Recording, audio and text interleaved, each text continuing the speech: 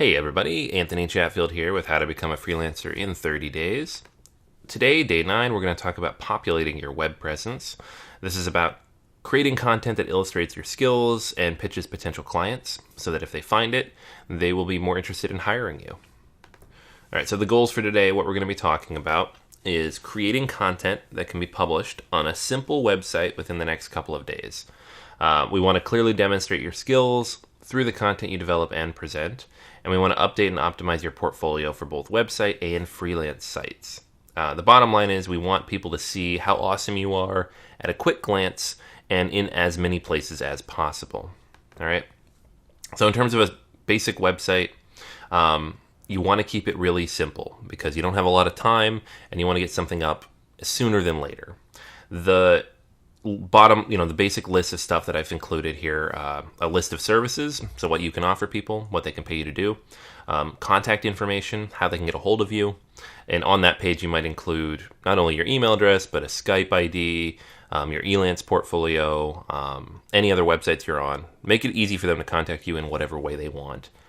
And then a portfolio of your work showing what you can do, as well as a quick about you, so people can learn, like where you went to school, what your hobbies are, what your professional expertise is, maybe a link to your LinkedIn page. All right. So everything else is helpful, but not really vital to launch. A really basic website is going to have 5 pages to get started. That's all you really need. Okay. So before we jumped too far ahead, I wanted to show you kind of what my websites looked like, what the evolution of my online presence was. And just going to be honest up front, I don't actually have a photo of the first website I built. It was really, really ugly, and back then I didn't think to take any screenshots. And it was long enough ago that if you went to the Wayback Machine on Archive, you can't actually find it. So, or it won't actually pull up the images. So, we'll start with this one. This is SeattleFreelance.com, the second website for my first business. And I launched this in 2007, I believe. So just a year out of college. And to be honest, too, going back even further, I've been building websites since I was 12, just for the heck of it. So this is probably like the 4th website I've had with my name on it. There was a few others. I went through this phase where I built this thing called Junk House because I just put random stuff on it. There was another website that was mostly a blog that actually cost me a job at one point because I went to a job interview and they read it and it wasn't super recruiter facing. So I learned lessons there, but this is my first business and then my second website for that business. So you can kind of see the very, very basic outline, home, about, portfolio, contact, PLR is this product thing I offered. There's just content people could buy. I had somebody do this illustration at the top, which I still think is kind of cool, but the website itself is pretty basic. So that was the first one. Then when Great Leap Studios was launched back in 2009, late 2008, early 2009, this is the first website we built. It's a theme. It was not WordPress. It was an HTML theme with this slider here. And I built it before the company even existed. And it worked. It was basic enough. It had a blog. It had, home, about us, portfolios, blog, contact, services. So the same basic 5 things plus that blog.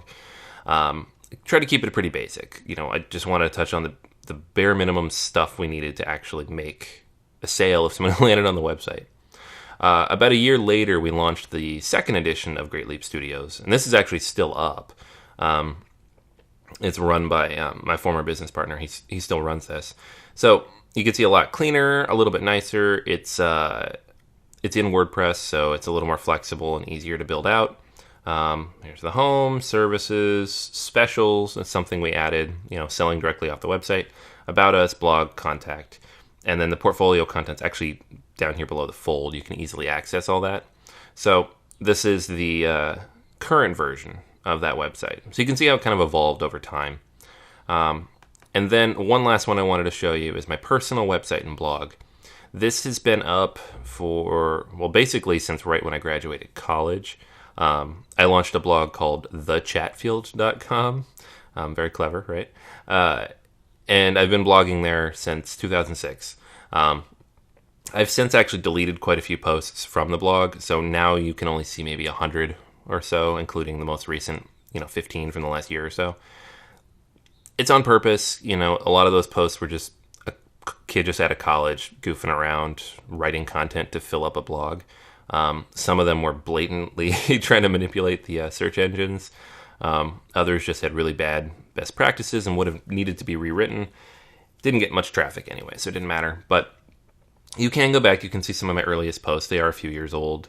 And this is just where I post, mostly it's content about marketing and productivity. So, stuff that's interesting to me and that I feel I have a good angle on.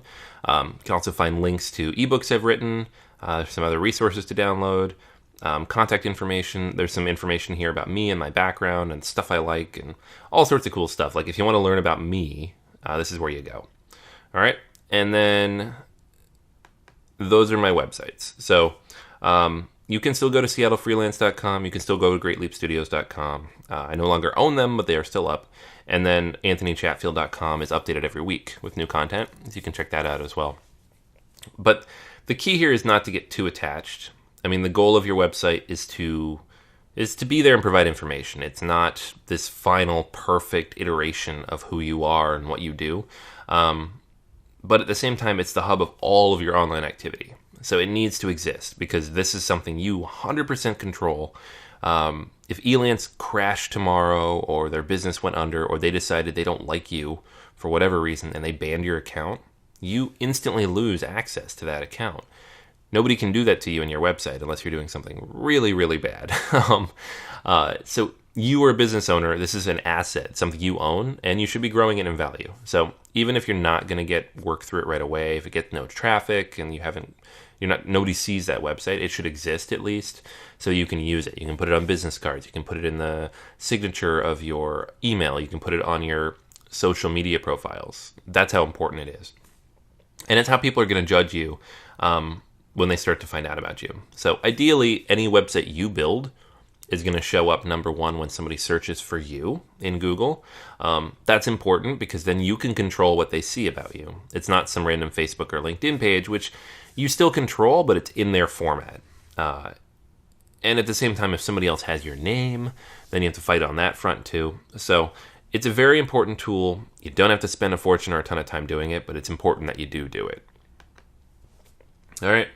Now, the content creation part, this is the part most people, they come to me and they say, I understand everything you just said, but I do not have time to write that much stuff.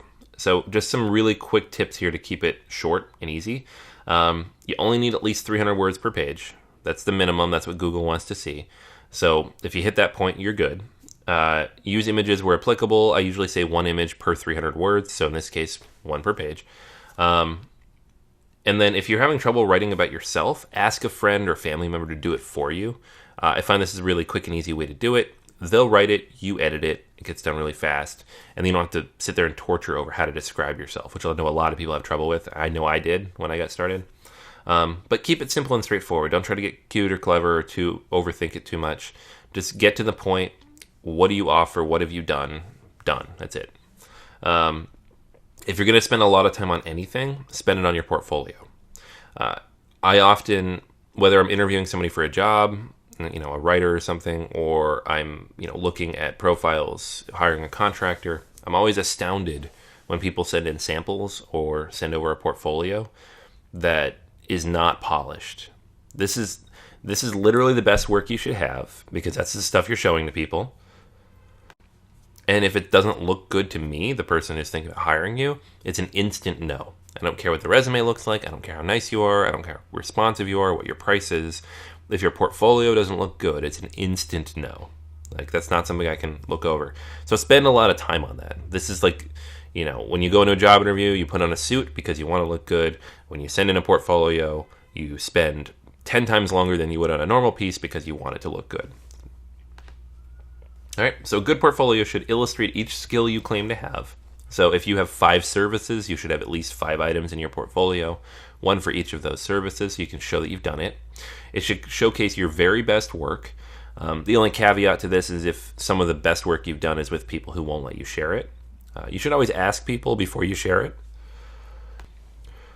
because you don't want to have any issues later. If you're under NDA, for example, you obviously can't share it. If they just don't want you to or don't want you to use their logo, you have to be careful on that front as well. It should entice someone to want to learn more about you. So it should be, evocative or interesting or exciting or new or different. If you're a designer, show something that's a little bit different than other people in your field, because then it shows that you can, you stretch a little bit.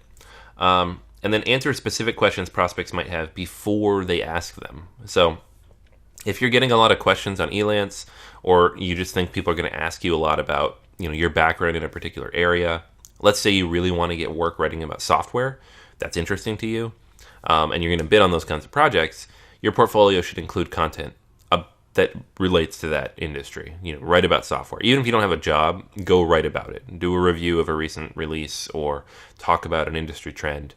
Put that in your portfolio, because then when people ask, can you do it? You're like, yes, look at my portfolio. All right, so today's action, let's keep it real simple. Do a quick sitemap for your website. Remember those 5 pages I talked about is the bare minimum. Write something really simple for each page to get it started. So that's 1,500 total words. That might sound like a lot, but if you just do a couple hundred, every day for the next week or so, you'll be done.